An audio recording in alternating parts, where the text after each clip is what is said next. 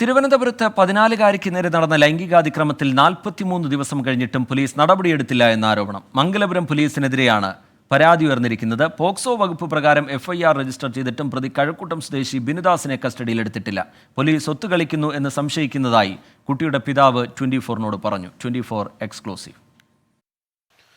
തുമ്പ station പരിധിയിൽ വാടകയ്ക്ക് താമസിക്കുന്ന 14-കാരിയുടെ കുടുംബ സുഹൃത്താണ് പ്രതിയായ കഴക്കൂട്ടം സ്വദേശിയും ശിവസേന നേതാവുമായ ബിനുദാസ്.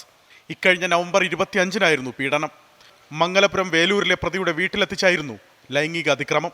വീട് കാണിച്ചു കൊടുക്കാൻ കൊണ്ടുപോയി അവിടെ കൊണ്ടുവന്ന് മകളെ ശാരീരികമായി ഉപദ്രവിച്ചു. അവിടെ രഹസ്യഭാഗങ്ങൾ പിടിക്കുകയും അങ്ങനെയൊക്കെ ഉപദ്രവങ്ങൾ ചെയ്ത് മോനെ TV കാണാൻ ഇരുത്തിയിട്ടാണ് ഈ കൃത്യം ചെയ്തത്. സ്കൂളിലെ കൗൺസിലിംഗിനിടെയാണ് പീഡന വിവരം പുറത്തറിയുന്നത്. സ്കൂൾ അധികൃതർ ചൈൽഡ് ലൈനെ വിവരമറിയിച്ചു. 30-ന് മംഗലപുരം പോലീസിൽ പരാതിയും നൽകി. കേസ് രജിസ്റ്റർ ചെയ്ത പോലീസ് കുട്ടിയുടെയും സഹോദരന്റെയും മൊഴിയെടുത്തെങ്കിലും പിന്നീട് ഒരടി മുന്നോട്ട് നീങ്ങിയില്ല. 43 ദിവസം പിന്നിട്ടിട്ടും പ്രതിയെ പിടികൂടാത്തതിനു പിന്നിൽ പോലീസ് ഒത്തുകളി സംശയിക്കുന്നതായി പിതാവ് 24-നോട് പറഞ്ഞു. പുള്ളി നമ്മളെ അടുത്താ കൊണ്ടെന്നാണ് പറയുന്നത്, പക്ഷേ പോലീസ് പിടിക്കുന്നില്ല. ഒളിച്ചുകളി നടക്കുന്നതായിരിക്കും. ഞാനും അറിഞ്ഞത് അങ്ങനെയാണ് നടക്കുന്നത്. പൈസ കൊടുത്ത് പോലീസിനെ സ്വാധീനിച്ച് നിർത്തിക്കുകയാണ്.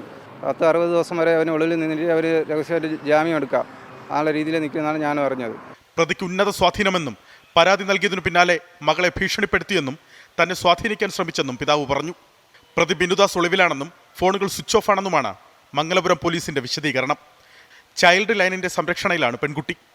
അലക്സ് റാം മുഹമ്മദ്, 24, തിരുവനന്തപുരം.